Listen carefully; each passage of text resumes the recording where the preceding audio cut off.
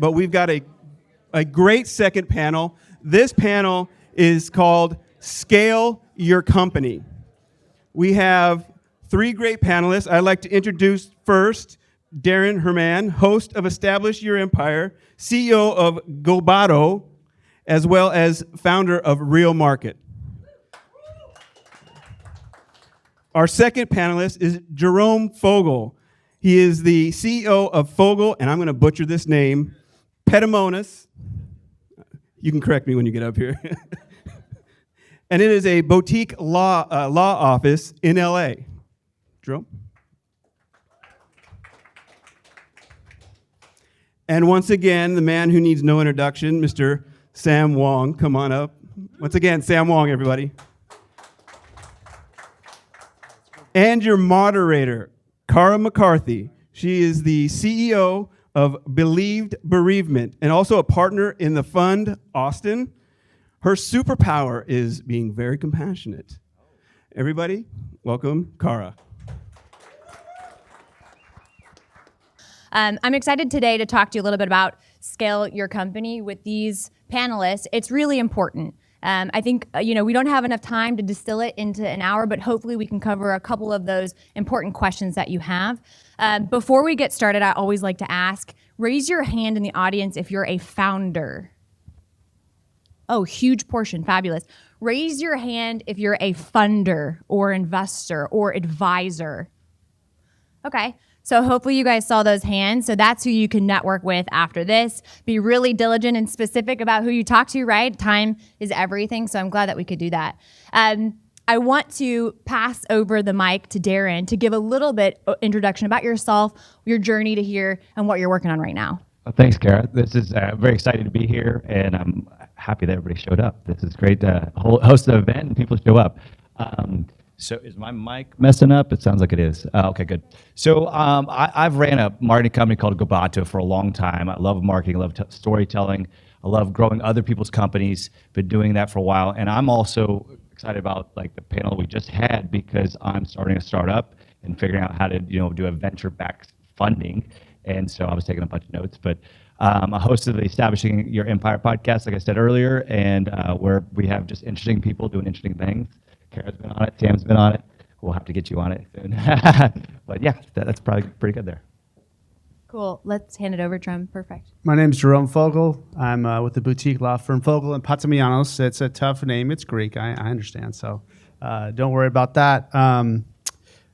Quick story about my journey. My dad spent time at Hughes Aircraft, JPL, IBM, and IBM in the 80s when it used to be womb to tomb, meaning that lifelong, you were going to be a part of IBM. Well, they ended up doing a lot of layoffs and moves and restructuring. And my dad told me when I was very young, Jerome, you always have to go into business for yourself. That's the only way you could be secure.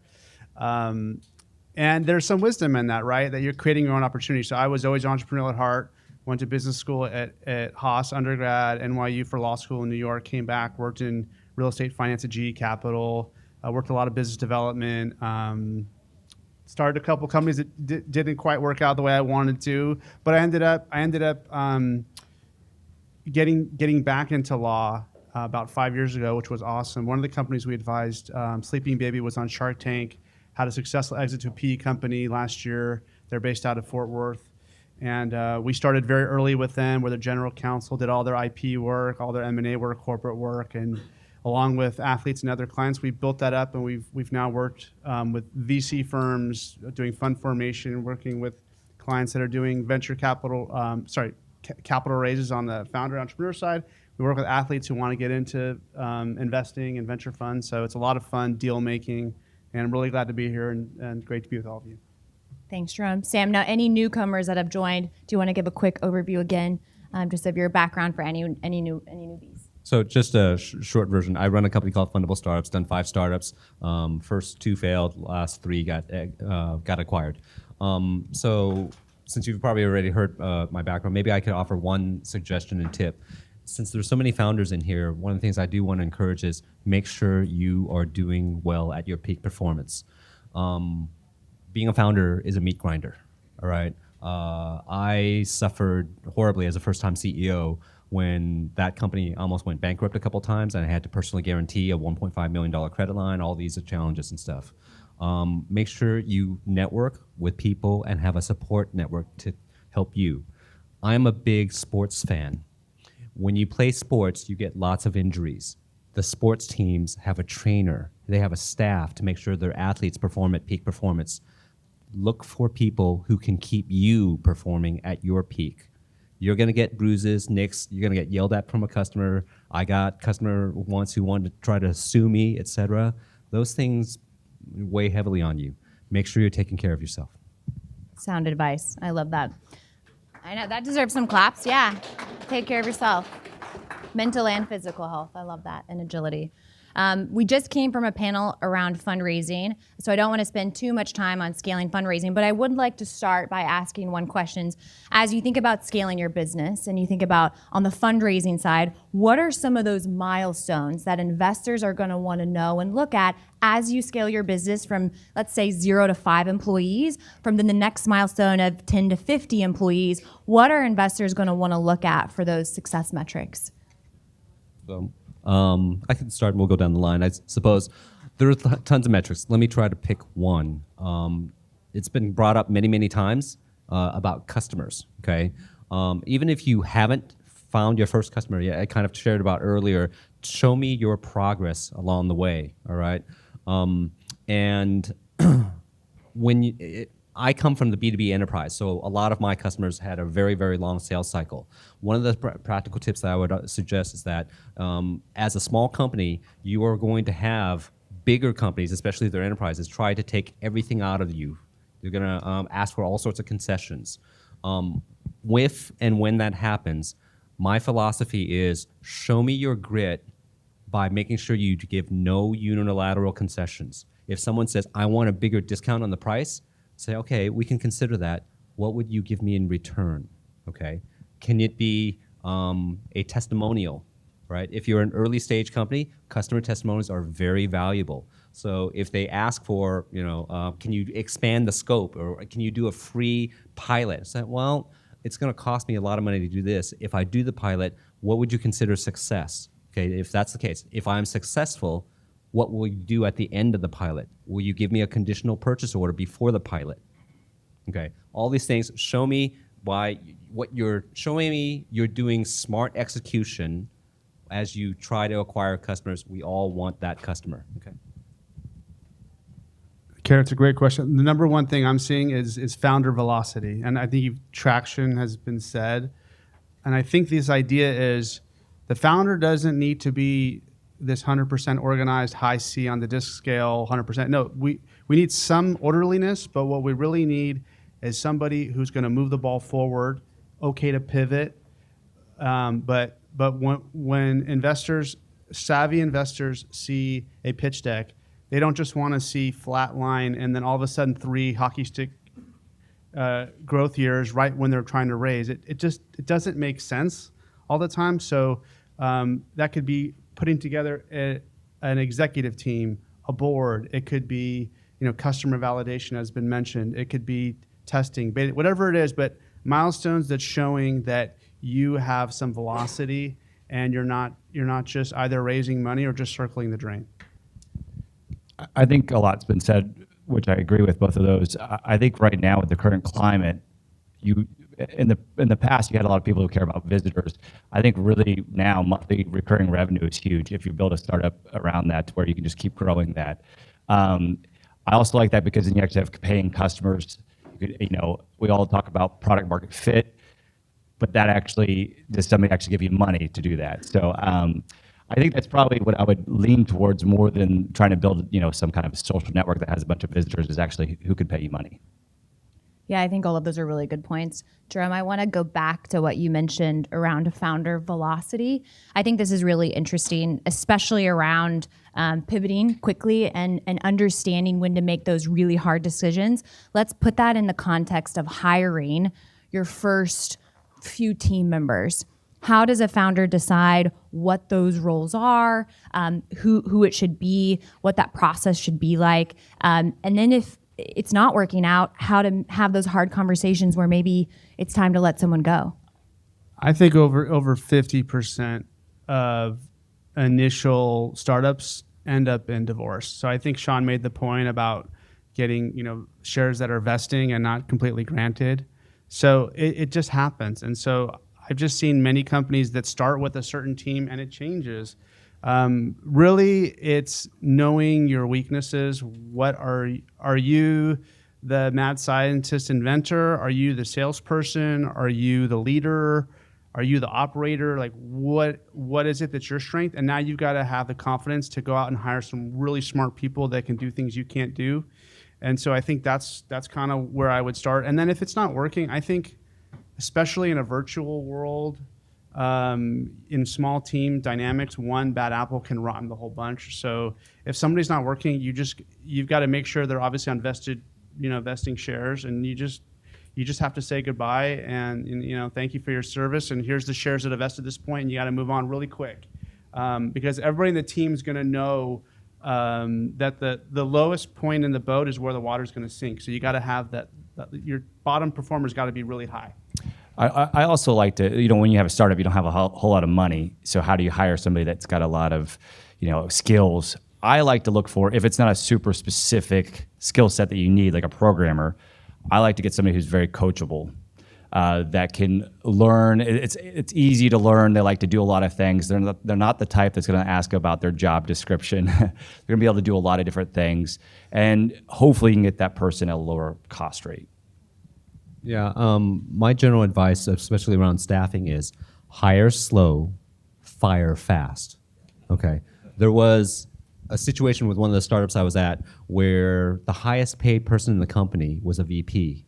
That particular VP was an excellent person. I would love this person to be my neighbor, but this person was not right for that role. It was just not a good fit. It was a mishire. And I was asked by the CEO to manage this person. I said, I'd be happy to do that, but I'm going to manage the person out of the company because he's not a good fit. And the CEO said, you can't do that because we're fundraising right now. And and he said, basically, it would look bad if you had VP level turnover when we're fundraising. He's on the pitch deck. And I said, no, it will look good because you explained to anyone who asks, we had a person who was not a good fit. It was a very difficult decision, but we amicably parted ways. We have a separation agreement, and we made the hard decision to clean up something that wasn't working. You as a CEO are in your role to make hard decisions, okay? So this is sometimes going to be one of the difficult ones that you'll have to make. Well, it's kind of also, you'll hire friends, right? But you can never hire somebody that you can't fire. So that's one of the things, if you set your expectations up front, like if things go poorly, that this is what's going to happen, but you have to make sure you can part ways. Absolutely, I think that's really important. And from the other panel, I know we were talking a little bit about cap table construction and how do you set aside equity for those first founding team members, but also if making sure that everyone's on the same terms, right? You never want to give a founder or co-founder instant equity if everybody else is vesting on a 4-year period or 1-year cliff. Why would you make special exceptions? So really thinking about, as you hire those first couple key talent, making sure that the equity also aligns and that you are proactive and preventative, just to make sure that you can really see if they're in for the long haul. So I think super important. We're talking a little bit about talent fit. I'd like to pivot over to product market fit. What are some of those key milestones when you think about success of growing your product or growing your business, not just from the talent side, but maybe it's revenue or maybe it's user engagement? What are some of those things that that investors or other I would say even customers are going to want to look at from a product market fit perspective? So I have a very structured way at looking at things. So when somebody talks about product market fit, I think of 3 things: product feasibility, market desirability, and business viability. Product market fit is the combination of those 3. There are people out there who said, how do you know when you have product market fit? If you have to ask, you're not there. Okay, that's a true statement. They might say, how to get to New York City? Well, look, if you are in Times Square, if you're not seeing the bright lights, then you're not there. That's not actionable, okay? So look for specific metrics in those 3 areas. If you only have success in 2 of the 3, then it's gonna be a problem. Let me give an example. If you have something that's market desirable, and product feasible, you can build it, someone wants it, but it's not business viable, you're on the road to build a nonprofit, okay? Or if you have something that is market desirable, but business viable, but you can't build it because it's a rocket ship to Saturn, you just can't build it, then sorry, that's not going to work either. So make sure you look at metrics in all three categories to help guide you towards that elusive product market fit. I also would add, I think testing early is really effective, whether it's lean startup method or whatever you use. The clients I've seen that are really successful, they're willing to go out there and test and fail. And so, that you have enough time to test the cash burn that way. But on the other hand, if you take months and months and months, what you think your cash burn is now, it could double. And so you could be running out of cash and you're going to have to go out in a down round, or you're going to have to take some terrible terms. So I would just say test. I mean, Sam is an expert in this space, but just from what I'm seeing as an attorney, just testing early, you're going to get a lot of feedback, and you can start to integrate that into whatever your product or service or offering is or tech is early. And I've seen clients time and time again successfully, even that didn't even have to raise. Again, you don't have to raise money. Like there's clients I've had that bootstrapped and very successful. So, but the key was they tested early. I want to go to the marketing side of it. Maybe how do you actually find the customers to find the product market fit? And to me, you got to be able to tell your story in a powerful, emotionally story. You got to be able to capture somebody's attention. And how do you do that? Well, to me, is you pick one specific person and you build the full profile for that person. What age they are, what demographics they are, what do they care about, where they shop, and try to reach that person through, and hopefully you can do it organically, but a lot of times you'll have to do it through ad revenue, ad spend. But you can do this with very small spends. We're talking $5, $10. You can do these very micro, small ads to find when that actually is getting profitable, that you have a return on that investment. Then you can continually to scale that up, and then maybe you could get 2 or 3 different people. But if one specific person that you think is your target market does not react to your product, then you don't have the fit. I think that's really important. And it's a good segue into A/B testing. So if one message doesn't work to one customer, can you slightly tweak that messaging? And Sam, you talked a lot about the power of your content and marketing and messaging that. And you might have the right persona or the right buyer, but maybe you're not messaging correctly what your product is. And testing that, I think, is really important. I'd love to talk about scaling sustainably, especially in the terms of the market right now. And Jerome, especially from a legal perspective, what you're seeing, and I'm not sure if everybody knows what a flat or a down round is here, but if you're not thinking about scaling sustainably right now and you're scaling at all costs, where your costs are significantly higher than your revenues, and all of a sudden you're in a position where you need cash or capital, and your investors want to continue to see you succeed if you've had previous funding, then you can get yourself into a position where you're going to raise money at a flat or a down round. Can you speak a little bit to what that means? And then for the rest of the panels, what scaling sustainably means? So there's a couple mistakes. One mistake founders can make is whether they raise on a convertible note or a safe with a low valuation cap, kind of a sweetheart deal to early stage angels or investors. What can happen is then once you trigger that, you've decimated a large chunk of the cap table. So that's one issue I see a lot, that if I can get there in early enough, I can help clients avoid it. The other issue is, and talking about, there's a lot of down rounds that are going on right now, but I have clients that have traction and they're not getting down rounds. But the majority of the thinking out there right now is because of the down round, which means that you raise at a lower value. You raise at a lower valuation than your previous round, which means in terms of dilution that you're giving away more and more of the company, so you have less kind of bullets in your gun. The traditional thinking now is venture debt or some other type of way to bridge the gap between now and your next round to kind of avoid that. And the last issue, real quick, I want to bring up in terms of angels versus VC, and Kara would love your thoughts too, being a VC.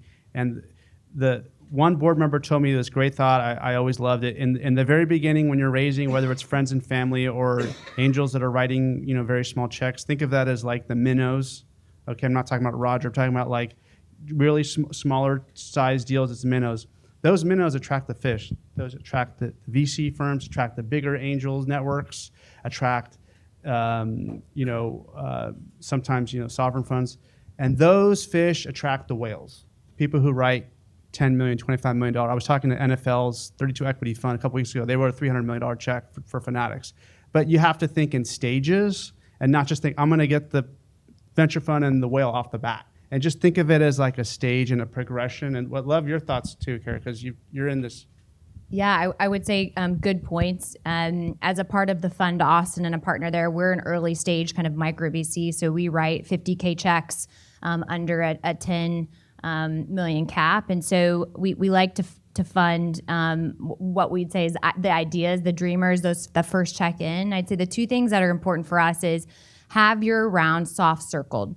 Don't come to us just with an idea as the first pitch and not have an idea of how you're gonna get your round together. Really have an idea of who you want to participate, how much of it is it soft circled, like show us a little bit around the proactive planning that you've done. And then the other second thing is, I would say from a hygiene perspective, get used to sending weekly, monthly, or quarterly updates to your investors, to your friends and family, and that update can be everything from 5 bullet points in an email. It can include an ask, it can include highlights. Just make sure you get in the habit of sending that out, because then you can go back to all of those updates and say, okay, here's the traction, the progression that we can show. And it also is gonna help when you're fundraising for investors to show like, hey, I'm thinking about things outside of just like my day-to-day. I'm thinking about strategy, I'm moving forward. I'm also thinking about the wins that we had. So what I like to do is stop, start, continue, or what's blocking you, what's going to keep you into tomorrow. And if you can do that with your investors, they will step up, they will help you, they will take action if you need it. So 2 things I would say about scaling sustainably. Yeah, I'm a big fan of being financially responsible.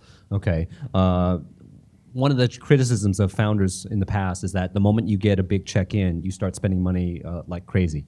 I'm not a fan of that type. You should spend money responsibly. You should, in some cases, pinch pennies till Abe Lincoln screams, okay? But the other thing I would say is take a look, do a Google search when you get back to your desk, et cetera. Sequoia Capital released a 50-slide deck to their portfolio companies.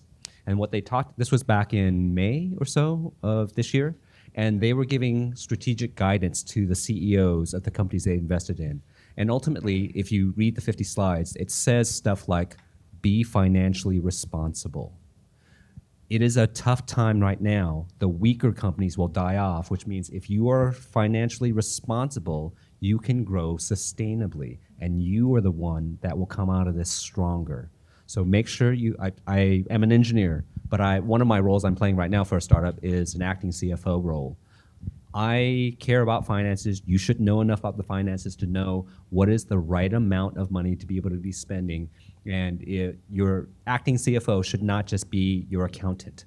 It needs to be somebody who actively helps you manage the company and not just, oh, you spent $50 on gasoline, let me book it into the QuickBooks. Okay. So I'd like to take a little different approach to this question, more the tactical approach. And maybe not as a sustainable approach, is I like to break things when I grow a company. If your ops team tells you they can do X, I want to do 110% of that, because, and you're going to break some eggs, you're going to have some customers complaining, which you should definitely, as a founder or a high-level exec, you should actually be talking to the customers, especially with the upset ones. And if you don't have any upset customers, you're not scaling fast enough. So I think at all times you got to be pushing that forward. It's one of the big differences is how a startup beats the big, Fortune 500 company, is because they are going to look at how do they not mess it up, and we're going to look at how can we push forward as fast as possible and break some eggs along the way. I think it's great what Darren just said. A combination of a Darren and a me would be really Right. good. Yeah. There we go. Yeah. Okay. Maybe something will happen here. All really good insights. One thing that I like to think about is what's the ROI to what you're spending. A good example is we had an opportunity to be a sponsor at a marketing event or a trade show or an advertising thing. And I said, okay, if we're going to spend $5,000 or $10,000, it doesn't seem like a lot, but if you're a pre-seed or seed round or you're in the first year or two, that's a lot of money. And so if you think about, okay, if I'm going to spend that $10,000 at this trade show, what do I expect on the ROI? How many networking events or how many people am I going to chat with? How many are going to convert to qualified leads? How many qualified leads are going to convert into sales? How many sales are going to convert into customers that will refer? And so I think you spoke to this on the last panel, but tracking the funnel and the metric of your spend, I think is really important. And you can do that in obviously commercial activities. So sales and marketing is an easy one, but you can also spend that on talent hires. So having KPIs, having goals. Don't just hire someone and say, okay, good luck, figure it out, let me know what you need. Like actually have what those metrics for success are for those folks as well. And I think if you can track to those, having those goals and KPIs are really important. Well, I think you don't spend a dollar without a goal in mind. Like, I don't know, I don't care if it's $100,000 or $10. Like, what do you expect of the result? What would you be happy that would happen out of this? Conferences are tough. You know, you might be able to just go as a day pass and get better than what your booth is because there's 10,000 other booths out there. So, you know, do you go really big on one or not? I think if you manage your expectations, set your clear goals up front, then you'll know what your ROI was. And then, you know, today's day, you could track everything. If you're not tracking your ROI in every different which way, then you're probably behind the curve. Yeah, good point. I'd like to point out, I'm also a founder growing my company. We launched it this year, and one of our advisors and investors that participated was at a conference. I think it was either Money 2020 or a really expensive one in Las Vegas, and he said, "I'm going to be there. I'll give you my badge. You can come in for the day." And it was a free way for us to, you know, someone to help us out where I could network, meet the people I need to meet. So also ask your investors and your advisors if they're going to be somewhere, if they can help you along the way. I think it's good to be scrappy like that. So we've talked a little bit about scaling sustainably, and we have sort of touched on the time frame of that. And you know, give folks in the audience like an idea of what a sustainable scale time frame is. Is it better to hold out for 5 years and just barely inch along versus, you know, running out of money in 6 months, you hire too fast? Like, what does that perfect time frame look like? And is it dependent upon the industry you're in, or if you're a direct-to-consumer product or B2B product? Like, what does that time frame of scale look like? My approach is generally get someone who knows your company, spends time to learn about your company, to dig into your industry, your sales and marketing processes, where you're at in your company life, the product life, and then make a decision with data. Okay. It's very, very hard because what might work for company X, which is a B2C company, may be the exact wrong thing for a B2B company. So I would talk more about the process and getting people who know how to work the process to advise you. Then I don't know if I don't have the capability to just say, do X, because I need to know more about the situation you're in. I might be giving you the wrong advice. I think as a founder, you're always pushing forward. So, you know, you're thinking that, and sometimes you have your blinders on, but we always got to think about what happens in the world, right? So like COVID can happen, you know, summer always follows winter, and winter always follows summer. So if things are really good right now, you better be pushing extremely fast. If things are bad, maybe you have a little bit of time. Your lead way is a little bit, you know, it's different for every area and every company, but I think you got to really look at what the world is happening, because things can change on the dime, as we've all seen. Especially the last 20 years, this is the third downturn, so it's going to keep happening. I think it's the stamina of your most important people. I know the story of Amgen. I think it was 10 to 15 years before, you know, the first dollar kind of came in, and however hundreds of millions of dollars. But it was this key PhD lab scientist who refused to give up, who was passionate about the mission, and was up late at night. You know, so I would say it's the stamina of your most key one or two people is the most important thing. So for the Amgen, because of the vision, because of the potential, they were able to last 10, 15 years. I think some startups was mentioned, hey, they may be 1 year, 2 years, could be 3. How strong is your vision? How strong is the purpose, the culture? And that'll kind of tell you how much stamina your team's going to have. Because you may fight till the bitter end, and there's Elon Musk out there who will make it happen no matter what. But not everyone is going to be that, Patrick Mahomes out there. So we got to figure that out. Yeah, I love that. And I know I have one question left potentially. So I'd love to use this last question is thinking about, okay, knowing your gaps and building your bench. Where do you find good coaches and advisors? And how do you specifically build your advisory board? So not necessarily your investor board, but your advisory board. Where do you find those and what kind of capabilities do you look for to add to that? Yeah. So I do a lot of training and teaching. So I have a course actually that covers how to be able to find an advisor. Okay. In that, I describe the plan is map out your org chart. Okay. In a typical startup company, there are 6 components of 6 functions in the company. Founding, funding, and exits, number 1. Product and engineering is number 2. Marketing is number 3. Sales and channels, number 4. Customer experience, number 5. Then operations, number 6. Each one of these 6, you map out if you have high-level strategic skills and low-level tactical skills. Figure out, lay it out on a 2x2 piece of paper, okay? Identify what portion of these functional areas that you have covered well. Wherever you have gaps, and be honest with them, those are places that are an opportunity for you to find an advisor to help you fill those gaps, okay? So I would encourage that. I will leave the other guys to talk about maybe where to find advisors. I would say you want to be a leader, not a laggard, meaning, if you've got some company that, and the main client is the parents and it's something for kids related, I expect at least one woman to be an advisor, right? Like that's just intuitive, although some companies don't do that. So I'm thinking, hey, are you thinking about what your product and what your service is about, and do you have people on your advisory team who can speak contrarian to you and not just sycophantic, but are going to speak the truth to you? And where do you find those? It's the networks. It's here. It's your schools. It's through your investors, your strategic partners. It's sometimes it's a cold call. LegalZoom did that. There's no one recipe for success. There's a lot of different ways that you can do it. I always like to go one level or two above my reach, and I got my beautiful wife here, Christine. Like that. What I'm going to say here is, I'm going to have people that I probably don't have in my network that I try to network with. This event would be one of them, right? I have a podcast to try to reach, the Sam Wongs of the world, so that way I could connect them with them. That probably is not going to answer an email that's to say, hey, let's go to coffee, or is in a different state. So I'd say you got to put yourself out there. You got to try really, really hard to go outside your comfort zone to find these people, these advisors, and just ask. Because a lot of times they'll say yes. They like to be a part of things. They like to, if you can give them a platform back, kind of like with the podcast, starting that stuff up, going to these conferences. I mean, that's how I've always met anybody that's going to be somebody that I'm going to go forward with business.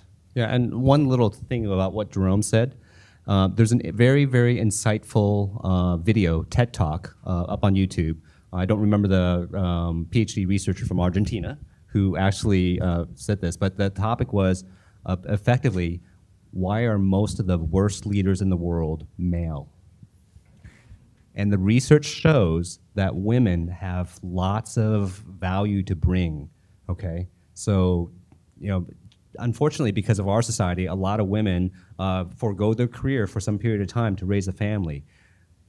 Give people an opportunity. You have a lot of great women who will oftentimes counterbalance some of the recklessness of us men, okay? My wife is that way, okay? So don't neglect hiring a woman, even if maybe she doesn't have the work history because she chose family over career. That person can still be a fantastic person for your team.